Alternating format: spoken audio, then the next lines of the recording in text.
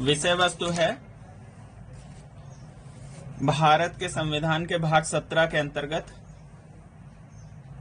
राजभाषा। राजभाषा के बारे में अगर बात करें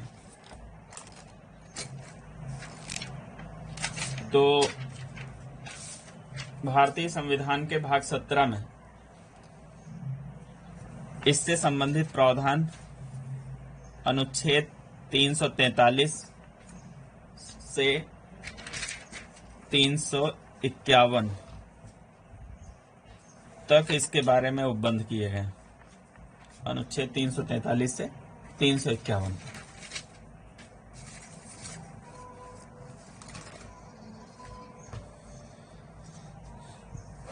पहले तो इस पर विचार कर लें कि राष्ट्रभाषा क्या होती है और राजभाषा क्या होती है। किसे राष्ट्रभाषा कहेंगे? किसी राष्ट्र के संदर्भ में अगर बात करें तो समस्त राष्ट्र में प्रयुक्त भाषा, समस्त राष्ट्र में प्रयुक्त भाषा।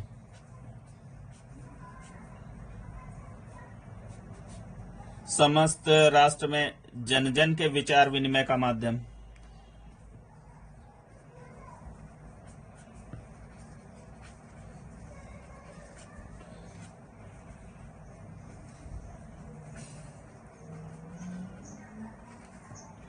का माध्यम जिस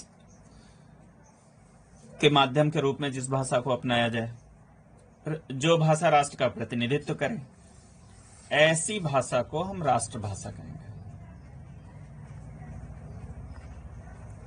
भारतीय संविधान में राष्ट्रभाषा के रूप में प्रावधान नहीं किए गए।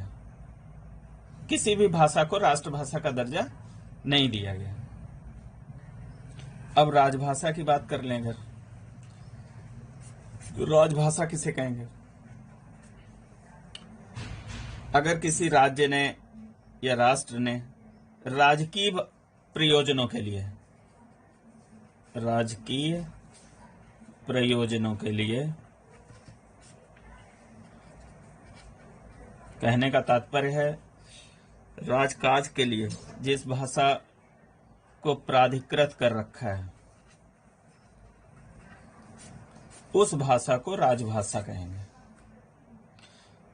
भारतीय संविधान का भाग 17 राजभाषा के संबंध में उपबंध करता है, जिसका अनुच्छेद 343 भारत की राजभाषा के रूप में हिंदी को स्वीकार करता है। अनुच्छेद 343 में क्या प्रावधान है तो उसके बारे में देख लेते हैं। अनुच्छेद 343 के अनुसार संघ की राजभाषा के रूप में हिंदी और इसकी लिपि देवनागरी को स्वीकार किया गया तथा अंकों के अंतरराष्ट्रीय रूप को अपनाया गया। अंकों के अंतरराष्ट्रीय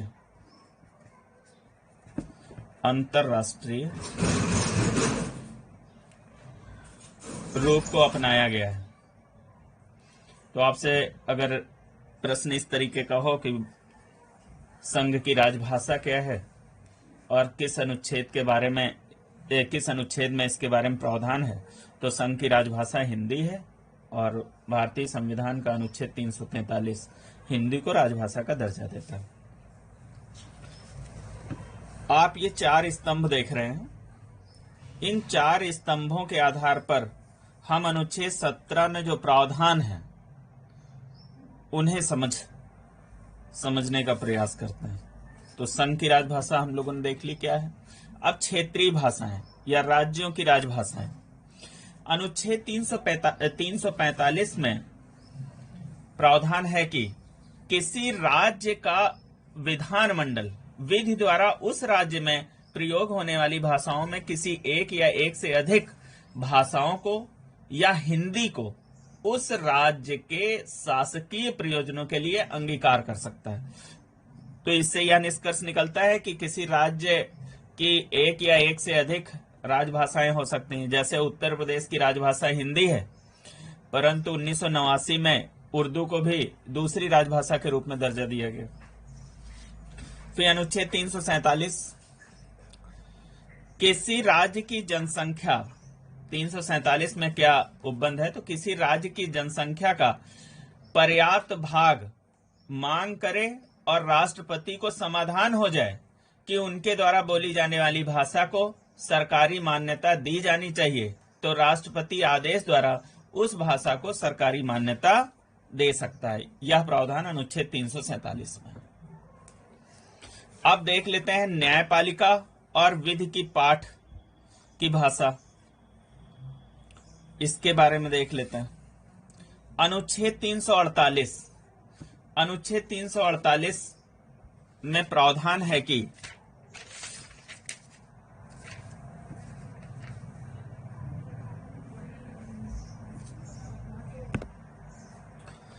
अनुच्छेद 348 में सुप्रीम कोर्ट, सर्वोच्च न्यायालय व उच्च न्यायालयों में और अधिनियमों, विधेयकों आदि के लिए प्रयोग की जाने वाली भाषा के संबंध में उपबंध किया गया अनुच्छेद 348 में। अब अन्य विशेष उपबंध देख लेते हैं राजभाषा के संदर्भ में क्या है।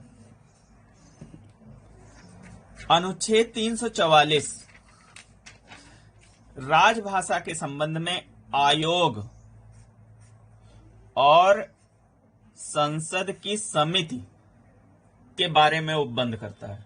आयोग और संसद की समिति के बारे में उपबंध करता है। तो अनुच्छेद 344 में क्या है उसके संदर्भ में उसके संबंध में बात कर लेते हैं। अनुच्छेद 344 में राजभाषा के लिए आयोग गठित करने का उपबंध है, जिसमें प्रावधान है कि राष्ट्रपति संविधान के प्रारंभ से 5 वर्ष की समाप्ति पर तथा उसके बाद प्रत्येक 10 वर्षों की समाप्ति पर आदेश द्वारा एक आयोग गठित करेगा।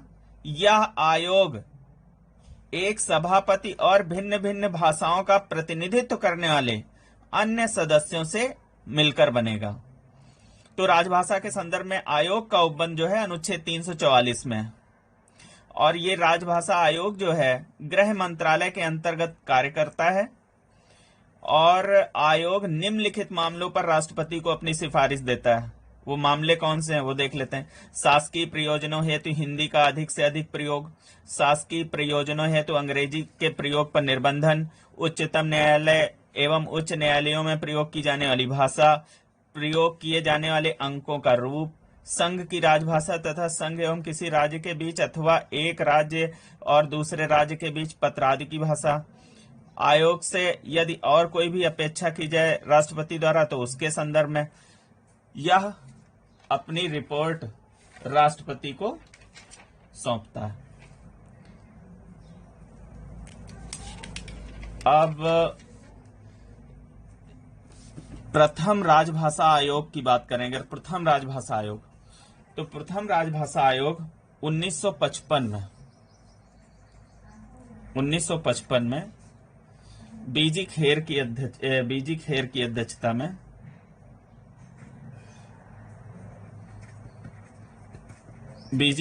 अध्यक्षता में गठित किया गया था। राजभाषा आयोग का गठन राष्ट्रपति करता है, पहले भी देख चुके हैं हम लोग। 1956 में इस आयोग ने अपनी रिपोर्ट प्रस्तुत की। इस रिपोर्ट पर संसद के दोनों सदनों के सदस्यों की समिति द्वारा विचार किया गया तथा उसकी राय राष्ट्रपति के पास भेजी गई। इस जगह पर सबसे पहले आप देख लीजिए अनुच्छेद 349 में क्या प्रावधान है। तो अनुच्छेद 349 में प्रावधान है कि यदि भाषा संबंधी किसी विधेयक या संशोधन की अनुमति तभी दी जाएगी जब इस समिति की रिपोर्ट पर राष्ट्रपति द्वारा विचार कर लिया गया हो। तो ये जो राजभाषा आयोग है, आयोग आर्टिकल 344 में दिया गया और इसी में आगे बात की गई है संसद की समिति। तो यह संसद की समिति कैसे गठित होती, तो आर्टिकल 344 में ही संसद के दोनों सदनों की समिति की अगर बात करें समिति की बात करें तो संसद के दोनों सदन, लोकसभा के 20 सदस्य और राज्यसभा के 10 सदस्य से मिलकर इस समिति का गठन होता है और निर्वाचन द्वारा ये सदस्य आते हैं। इस समिति में 20 सदस्य लोकसभा से निर्वाचित होते हैं और 10 सदस्य राज्यसभा द्वारा।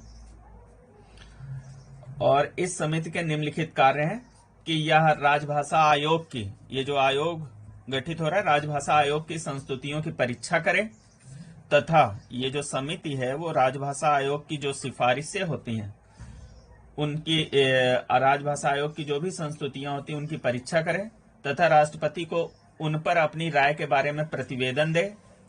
राष्ट्रपति द्वारा उस पर आवश्यक निर्देश जारी किए जा सकते हैं आदि के संबंध में प्रावधान अनुच्छेद 344 में हम देख सकते हैं। और अनुच्छेद 349 अभी आपने देख ही लिया, भाषा संबंधी किसी विधेयक या संशोधन की अनुमति तभी दी जाएगी जब इस समिति की रिपोर्ट पर राष्ट्रपति द्वारा विचार कर लिया जाए। फिर अनुच्छेद 350, व्यथा के निवारण के लिए अभ्यावेदन में प्रयोग की जाने वाली भाषा। यदि किसी समस्या के संदर्भ में कोई प्रार्थना पत्र जो दिया जा रहा है या अभ्यावेदन जो दिया जा रहा है में प्रयोग की जाने वाली भाषा के संबंध में प्रावधान देखा जाए तो वो अनुच्छेद 350 में व्यवस्था है। अनुच्छेद 350 में कहा गया है कि प्रत्येक व्यक्ति किसी व्यथा के निवारण के लिए संघ या राज्य के किसी अधिकारी या प्राधिकारी को यथास्थित संघ में या राज्य में प्रयोग होने वाली किसी भाषा में अभ्यावेदन देने का हकदार होगा। फिर 350 का में देख लेते हैं। 350 का यह अनुच्छेद भारतीय संविधान में मूल रूप में नहीं था, इसे बाद में संशोधन द्वारा जोड़ा गया है। अनुच्छेद 350 का वखा मूल संविधान में यह अनुच्छेद नहीं थे। इन्हें 7वें संविधान संशोधन द्वारा 7वें संविधान संशोधन अधिनियम द्वारा 1956 में जोड़ा गया।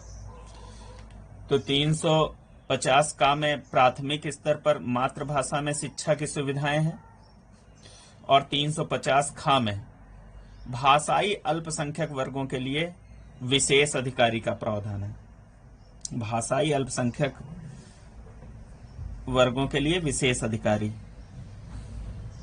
जो राष्ट्रपति द्वारा नियुक्त होगा। यह अधिकारी जो है किसके द्वारा नियुक्त होगा? तो राष्ट्रपति द्वारा नियुक्त।